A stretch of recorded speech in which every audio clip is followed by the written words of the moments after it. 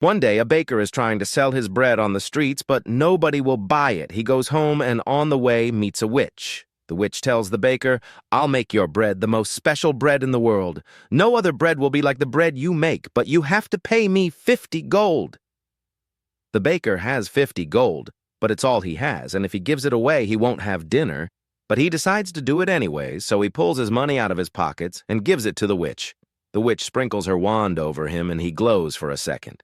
The witch disappears, and the baker goes home and starts baking bread. When he's finished, he goes to cut the bread when it yells, "Ow!" He looks at the bread and says, "Who said that?" The bread says, "I did. I am the magical talking bread, and no other bread talks like I do, so I'm special, and I can feel pain, so don't cut me." The baker says, "But I need to sell bread to make money." The bread says, "I'll be honest, your bread probably tastes terrible, but I'm a great showman, so I'll make you hundreds of dollars a day as an attraction." While the man considers it, the bread says, "I may not be what you want, but I'm what you needed." A farmer had 3 daughters, and they all 3 had dates planned for this evening. The farmer got his shotgun out to clean as well for added intimidation for the gentleman callers. At 5 p.m., there was a knock on the door, so the farmer answered it with his shotgun in tow. A young man was standing on the stoop and said, "Hi, I'm Eddie. I'm here to pick up Betty. We're going to go and eat some spaghetti. Is she ready?" The farmer scratched his chin but turned around and called for Betty, who zipped down the stairs, kissed her father on the cheek, and was gone. The farmer continued to clean his shotgun until 6 p.m. when there was another knock on the door. The farmer answered the door with a shotgun in tow. There was, again, a young gentleman on the stoop. He said to the farmer, "Hey, my name is Joe. I'm here to pick up Flo. We're going to see a show. Is she ready to go?" The farmer again scratched his chin, but turned and called for Flo, who hurried down the stairs, kissed her father's cheek, and left with Joe. The farmer returned back to his chair, cleaning his shotgun. At 7 p.m., there was a rap upon the door. The farmer stood and carried his shotgun to the door and answered, where there was once again a gentleman caller on the stoop. The gentleman began, "Hello, my name is Chuck. Bang, the farmer shot him." A mother and her young daughter were visiting New York City. The mother was trying to hail a cab when her daughter noticed several wildly dressed women who were loitering on a nearby street corner. The mother finally hailed her cab and they both climbed in, at which point the young daughter asked, "Mommy, what are all those ladies waiting for by that corner?" The mother replies, "Those ladies are waiting for their husbands to come by and pick them up on the way home from work." The cabbie, upon hearing this exchange, turns to the mother and says, "Ah, come on, lady. Tell your daughter the truth, for crying out loud. They're hookers." A brief period of silence follows, and the daughter then asks, "Mommy, do the hooker ladies have any children?" The mother replies, "Of course, dear. Where do you think cabbies come from?" A father puts his 3-year-old daughter to bed. His daughter wanted to say a prayer before sleeping, so the father listened. "God bless Mommy. God bless Daddy. God bless Grandma. Goodbye, Grandpa." The father asked, "Why did you say goodbye, Grandpa?" The little girl said, "I don't know. It just seemed like the right thing to say." The next morning, the family received news that the grandfather had indeed died. The father thought that it was just a very lucky coincidence. A few months later, he tucked her daughter into bed and she said a prayer. "God bless Mommy. God bless Daddy. Goodbye, Grandma." And of course, the next day, the grandmother died. The father realized that his daughter could predict the family deaths and that this was no coincidence. A few weeks later, he tucked his daughter into bed and her prayer went, "God bless Mommy, and goodbye, Daddy." Her father went into shock. He stood up all night waiting for the worst, and then sunrise came. He decided to just stay at work the entire day to be safe. He stayed at his office until midnight came. When it did, nothing happened. He breathed a sigh of relief. When he came home, his wife asked why he was home so late. "I had the worst day of my life," said the father. "If you think your day was hard, you won't believe what happened to me. My boss died in the middle of a meeting."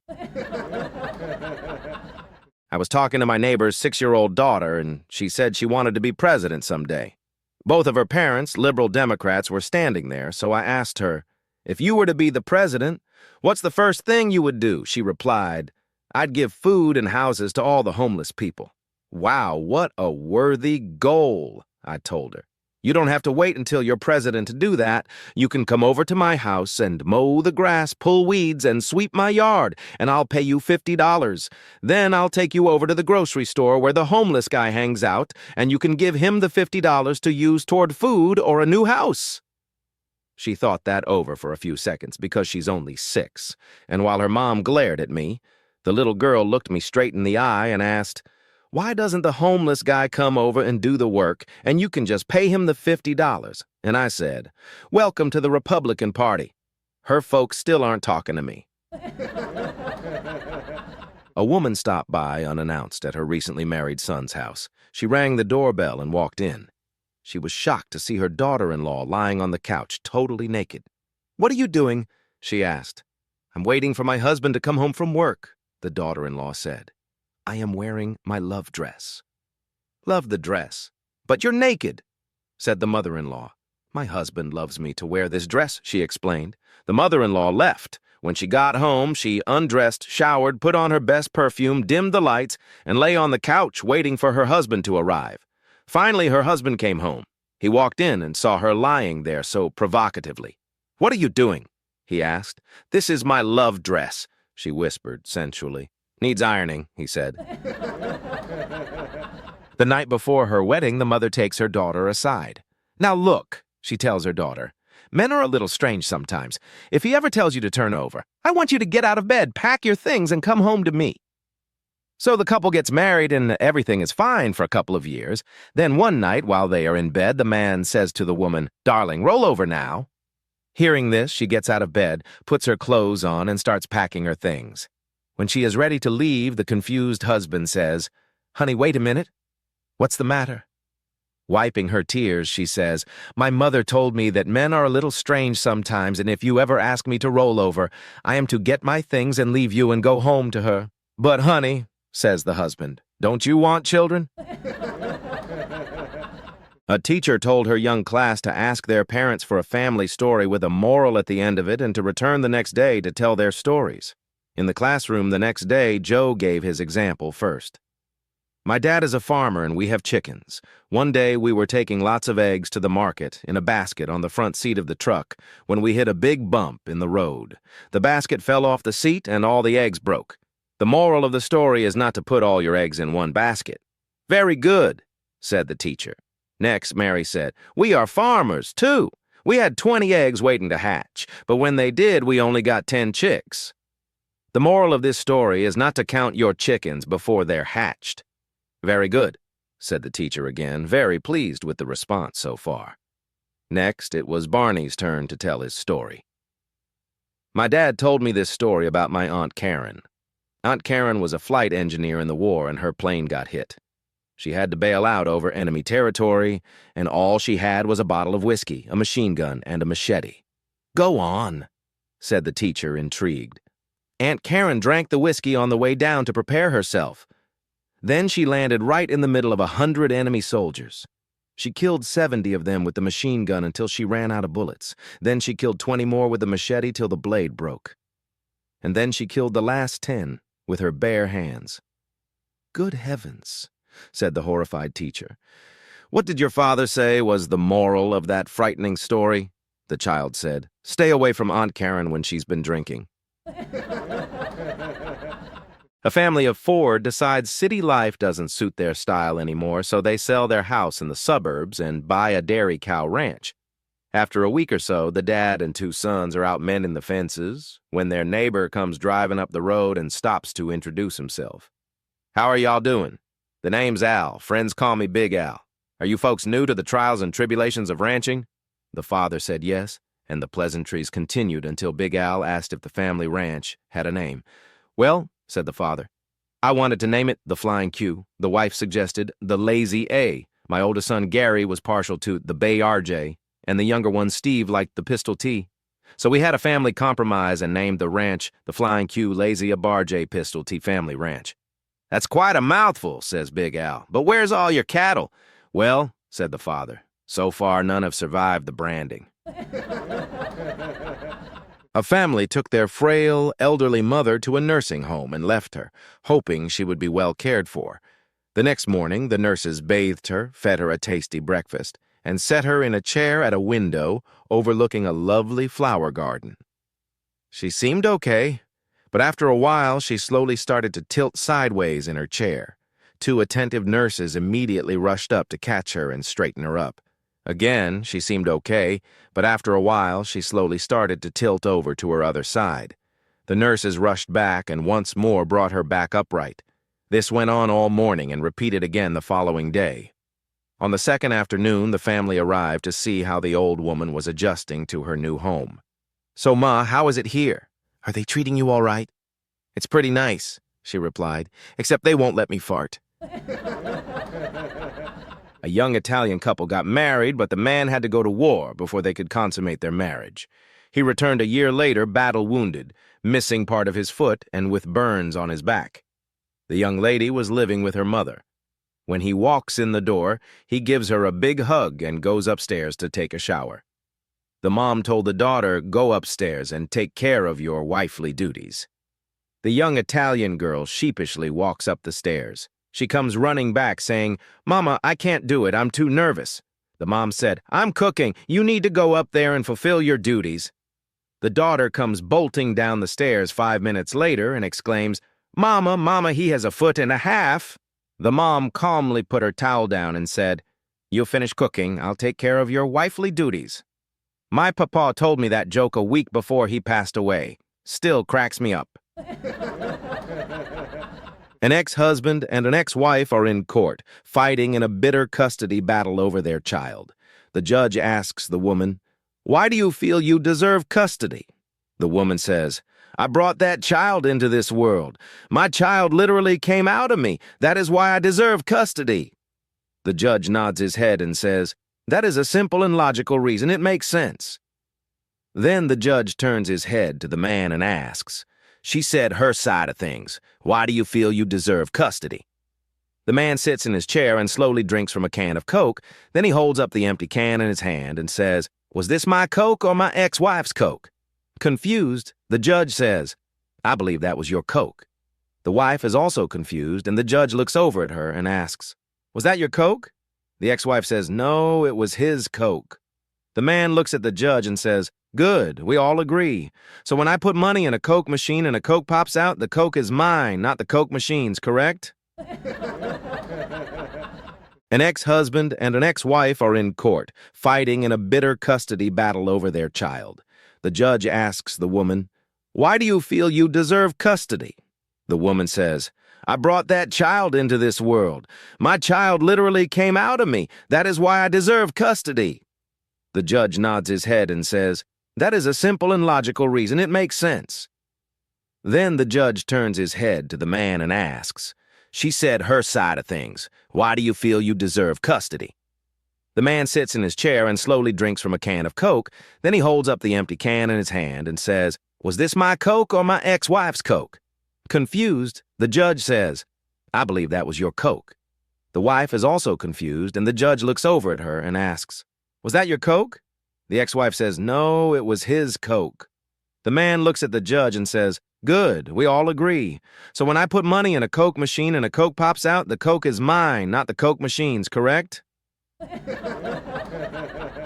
A farmer is worried that his sex life with his wife is getting a bit dry. They go to see a therapist who asks them what they think the problem is. The wife says, "I just don't have time for it. I'm too busy cooking, cleaning, doing the laundry, and everything else. Sex is starting to lose its appeal." The farmer is disheartened to hear this, but listens to the therapist who tells him, "You need to change things up a bit. You'll just have to do something sexy to attract her." The next morning, the wife is in the house, ironing some clothes, when she hears strange sounds from outside. She runs out of the kitchen and into the front yard and sees her husband completely naked, thrusting his dick in and out of the tractor's exhaust pipe. "What on earth are you doing?" she shouts. The farmer looks up at her. "Well, the therapist said to do something sexy to attract her." A man was traveling the countryside with his 8-year-old daughter. One particularly stormy night, they were forced to take shelter in a local mansion owned by a lonely widow. The widow was happy to receive guests and was very hospitable to the two weary travelers. The next morning, the father said to his daughter, "I have to take care of some business in the nearby town. Mrs. Sterling has kindly agreed to look after you while I'm gone. I will be back tomorrow morning. Promise to be good while I'm gone." "Yes, father, I promise," the little girl said, though deep down she was nervous to spend the night in the big house without her father. Nighttime came, and the widow took the little girl to her room upstairs. But not an hour had passed when the lady heard crying from the little girl's room. "What is it, my sweet child? Did you have a nightmare?" the widow inquired softly. "There is someone in this room, behind the curtains. I'm scared," the girl whimpered pitifully.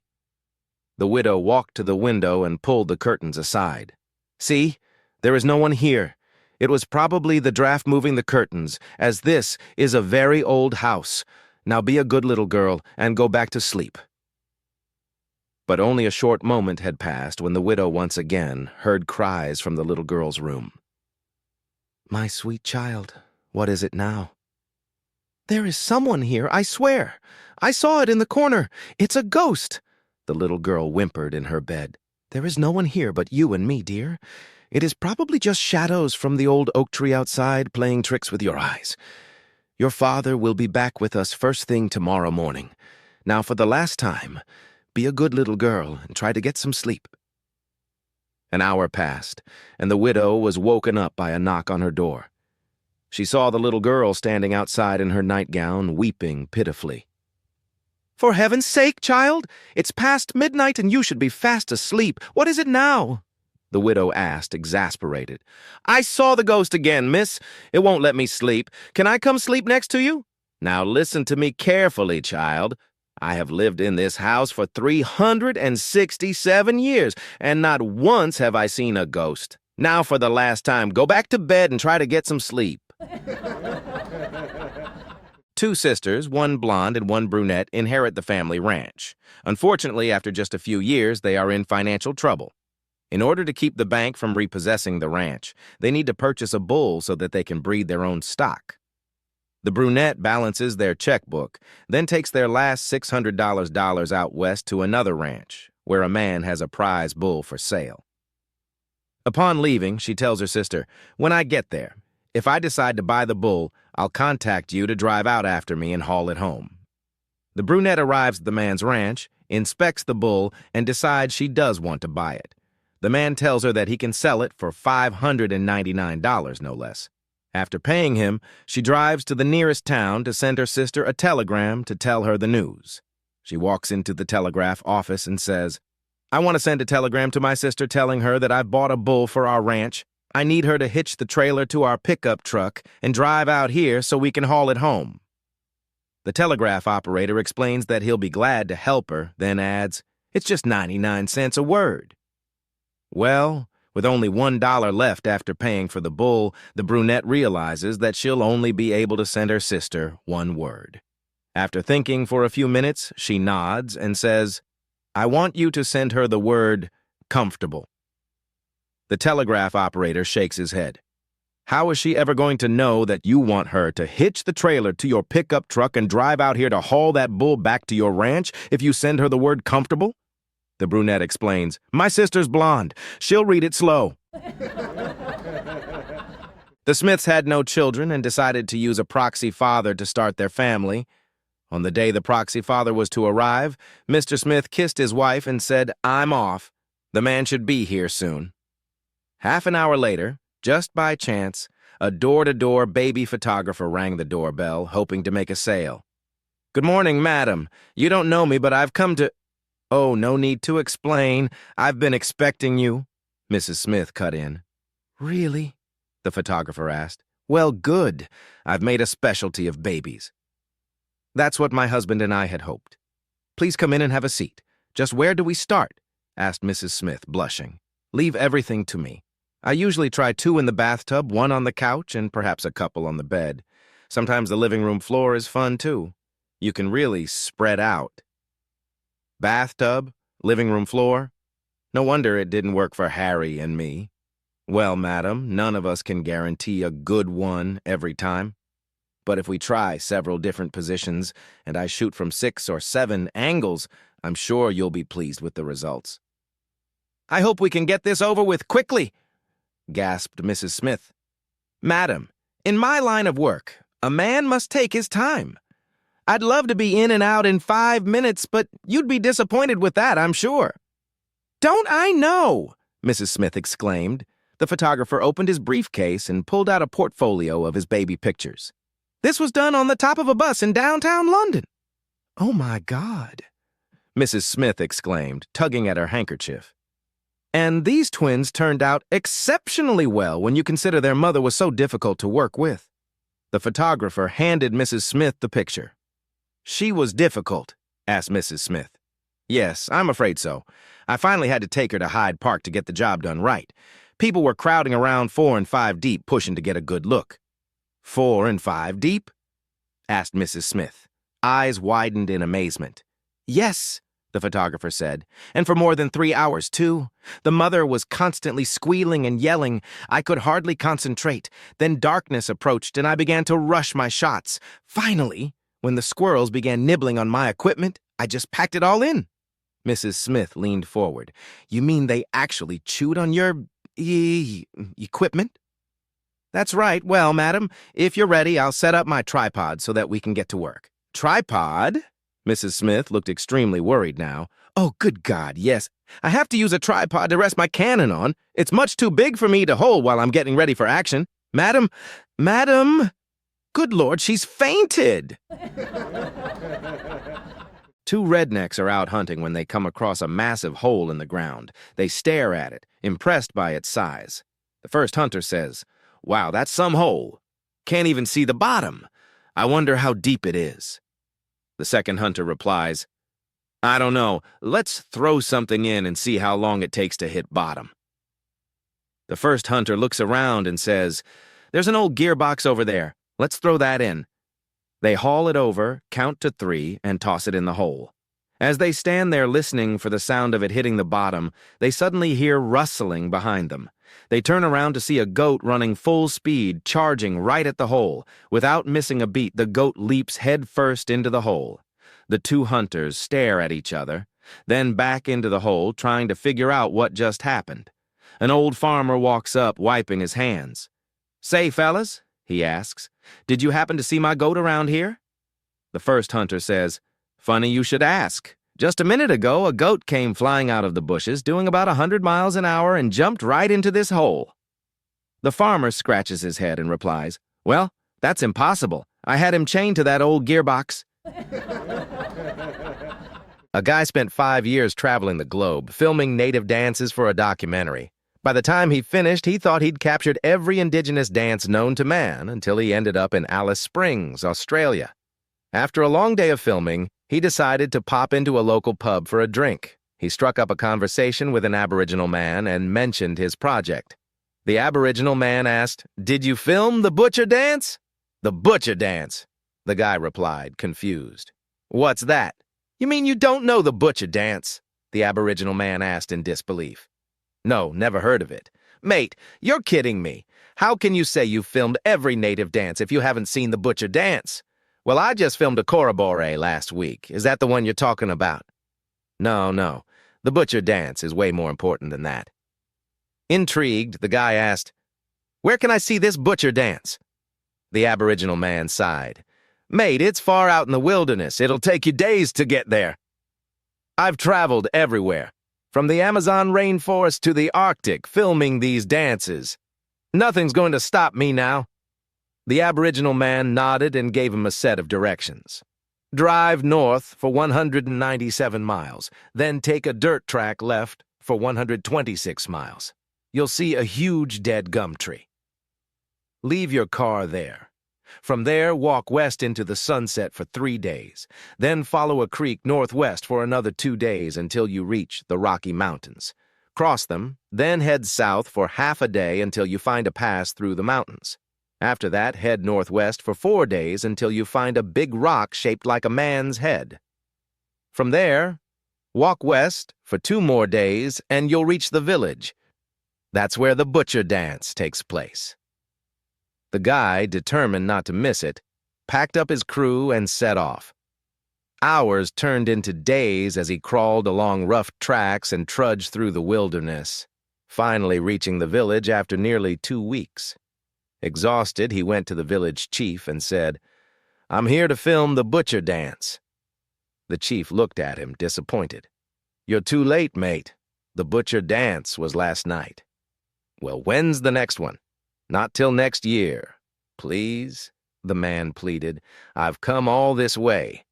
Can't you hold an extra dance tonight?" The chief shook his head. "The butcher dance is sacred. It only happens once a year. Come back next year if you want to see it." Devastated, the man returned home, but a year later he was back in Australia, determined not to miss the dance again. He set out a week earlier, prepared for whatever hardships lay ahead. This time, the weather fought against him. Rain bogged down the dirt tracks, and they had to hike through mud.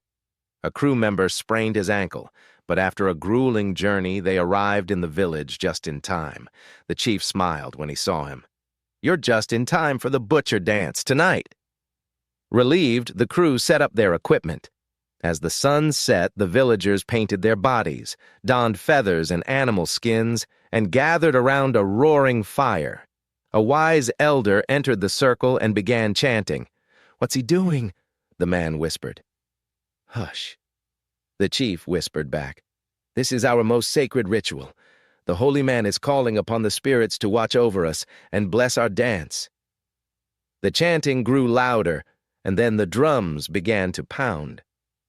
The villagers started swaying to the rhythm, and the guy was swept up in the excitement, thinking he was about to witness the ultimate display of cultural devotion. The chief stepped into the circle, raised his voice, and began singing. "You butcher your right arm in. You butcher your right arm out. You butcher your right arm in, and you shake it all about." A man is sitting on a plane, ready for takeoff, when another man with a dog sits next to him. The dog sits between them, and the first man is curious. The second man notices and says, "Don't worry about Rover, he's a sniffer dog. The best there is. I'll show you once we're airborne." After the plane takes off and levels out, the handler turns to the man and says, "Watch this." He commands the dog, "Rover, search." The dog jumps down, walks along the aisle, and sits next to a woman for a few seconds before returning to its seat and placing one paw on the handler's arm. "Good boy," the handler says, then turns to the first man. "That woman is carrying marijuana, so I'll make a note of her seat number to hand over to the authorities when we land." "Wow, that's impressive," replies the first man. The handler sends Rover out again. The dog sniffs around, sits beside a man for a moment, then returns to the handler and places both paws on his arm. "That man is carrying cocaine," says the handler. Noted his seat number as well. The first man is amazed. "This is incredible." The handler sends the dog out again. Rover moves up and down the aisle, sniffing at various passengers. Eventually, the dog sits next to someone, then runs back, jumps into the seat, and to the first man's shock, starts to poop everywhere. The first man is horrified and asks, "What's going on?" The handler, looking very nervous, says, "He just found a bomb." An attorney arrived home late after a tough day. He had been trying to get a stay of execution for a client who was scheduled to be hanged at midnight. Despite his best efforts, his plea to the governor for clemency had been denied, and he was feeling utterly defeated. As soon as he stepped through the door, his wife immediately launched into her usual routine. "What time do you call this? Where have you been? Dinner's cold and I'm not reheating it." The complaints went on and on. Too exhausted to respond, he poured himself a shot of whiskey and headed for a long, hot bath, with her sarcastic remarks trailing behind him. While he was soaking in the tub, the phone rang. His wife answered, and the caller informed her that her husband's client, James Wright, had been granted a stay of execution. Wright would not be hanged that night. Realizing how terrible his day must have been, she rushed upstairs to share the good news. As she opened the bathroom door, she was met with the sight of her husband bent over, naked, drying his legs and feet. "They're not hanging right tonight," she said, to which he spun around and screamed, "For the love of God, woman, can't you ever just let me have a moment's peace?"